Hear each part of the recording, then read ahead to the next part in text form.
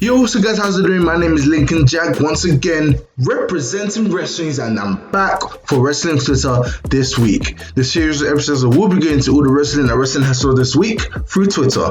Twitter, the best place to get your opinions and the most untoxic environment in the world, especially this week. So if you like what you're hearing, why don't you shoot punch that like button, call an audible in the comments, and also make sure you pedigree the hell out of that share button like your name is Hunter Hearst Helmsley. Let's go!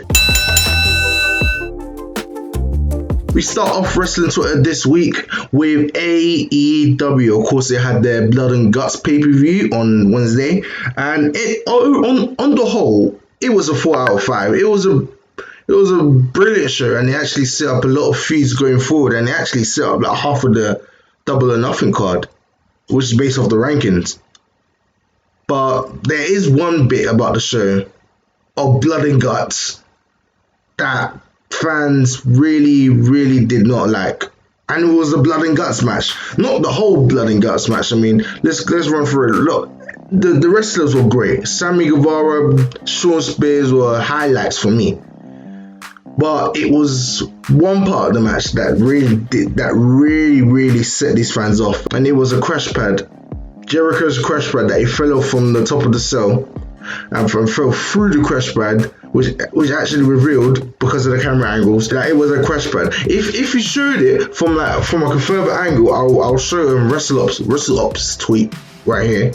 If you show it from this angle, you can see that that's a better angle. He actually feel for Jericho that bit, because you feel like he actually went through the stage.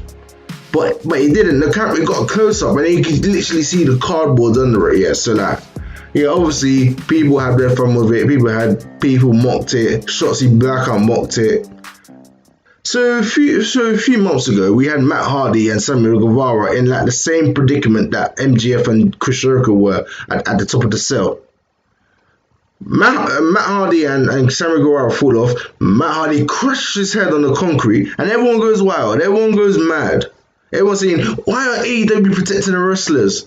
They protect them. See, like AEW couldn't win by doing this. Like, even if the camera angles are off, people were gonna be criticizing AEW for having Chris Jericho basically go through a crash pad.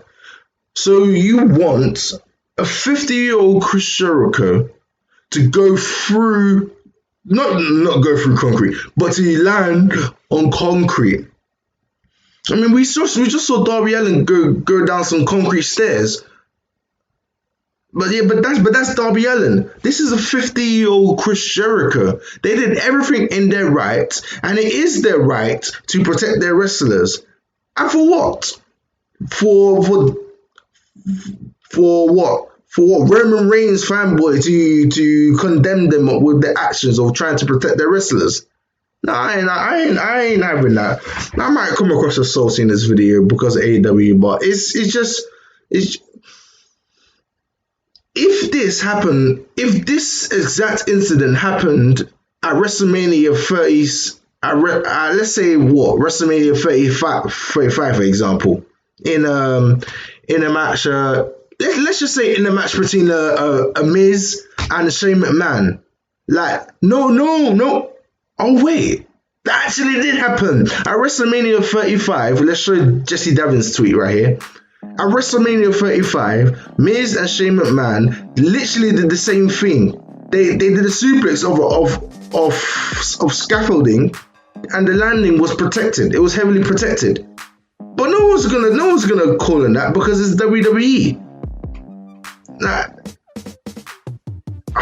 I mean, call your audibles in the comments, man. And if you're watching on Twitter, reply to this video as well. So in the aftermath of all of this Chris Jericho mattress bump hierarchy hysteria, there seems to be like two sides to the story. So let's go through a couple of tweets.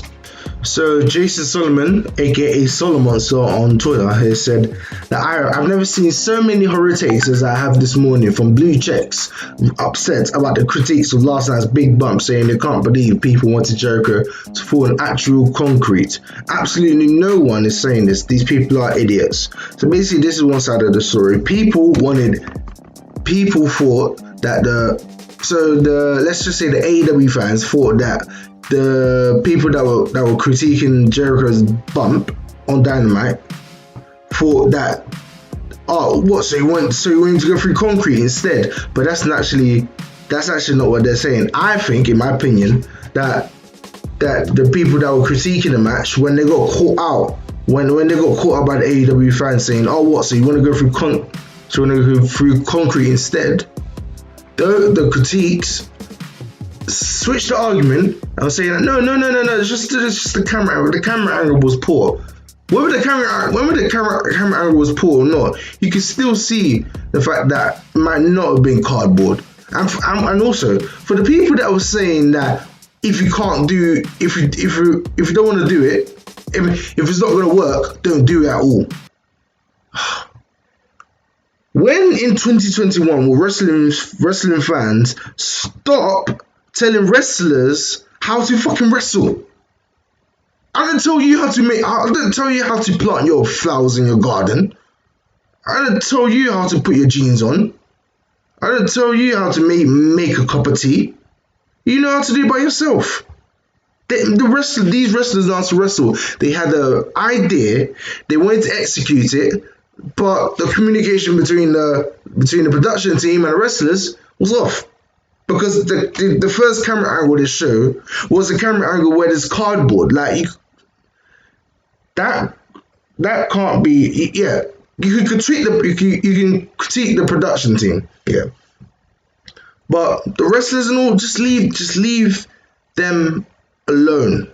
It's like the European Super League. It's the Glazers' fault that Man United were in the Super League, not the players, not the manager. Don't hate the players, hate the game. To be fair to you guys, I really don't want to dwell on this subject too much because it was a very good pay-per-view, and I can't really talk about that because I have to talk about this blood and guts Jericho bump situation. But the fact is that more than 48 hours after, people are still talking about it.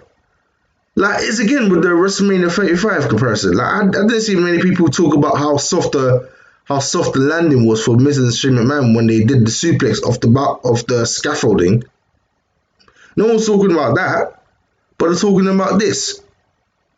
See, this is where I kind of sympathize with the AEW fans because I'm an overall wrestling fan. I'm not just an AEW fan.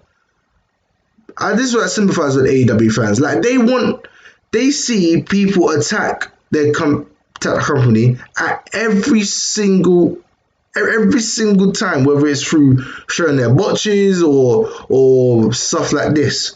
The only kind of huge mistake that AEW can be criticized for by both non-AEW and AEW fans was exploding barbed wire death match. That's the only bit. This they be given a little bit of leeway. Because they had an idea, they wanted to execute it, but it failed. If you're not a wrestler, stop telling wrestlers how to wrestle. Okay, let's move on. I'm done with this topic. Right, so moving on to WWE's best show at the moment, WWE Friday Night SmackDown, and Roman Reigns. He's got some new music, hasn't he? He has got new music. Let me give you a listen. Roman Reigns, flanked by his special counsel, Paul Heyman. Tonight marks Roman Reigns' 242nd day. Alright, enough of that before we get copyrighted. Like, as soon as the music started for me, it was like, so I'm gonna compare it a little bit to Muse's theme tune, over at Impact Wrestling. That one, do you know the?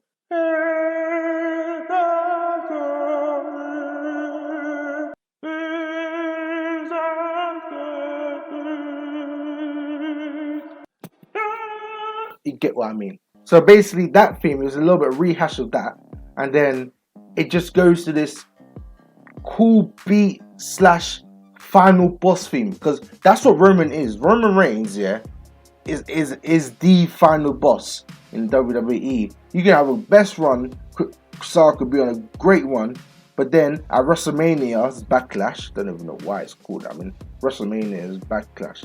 What we're gonna call Backlash? What we're gonna call the next pay-per-view after Backlash? Payback's Backlash.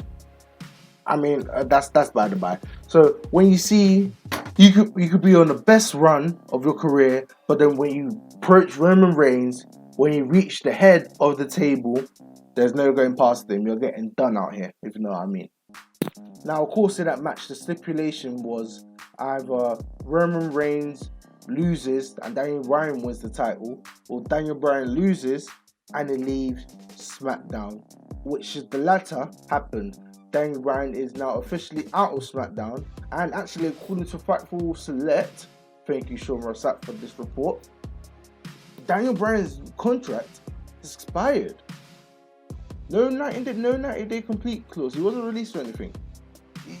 Is expired. Now, I heavily think that WWE will re-sign Daniel Bryan because it's probably where he's going to retire.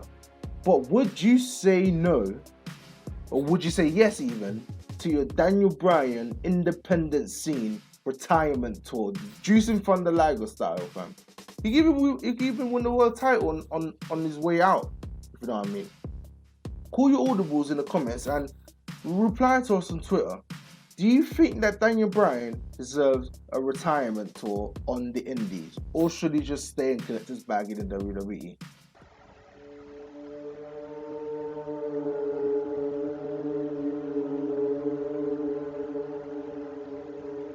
Acknowledge me. Now, of course, like last week, this is the new section on Wrestling Twitter this week, where we're going to be pointing out all the people in Wrestling Twitter that just want to be acknowledged, just going to get that little bit of recognition to get through with their daily miserable lives. Let's look for some tweets. Let's look for some tweets. Now, first of all, we've got a tweet here from @John_Mitchell3. He's saying under the tweet of the Inner Circle surrendering, to know the scene before MJF threw Jericho off the cell after the bell. He says here that he felt like let me do the voice. He felt like 6 foot onto a crash bag. Mankind when we discuss it.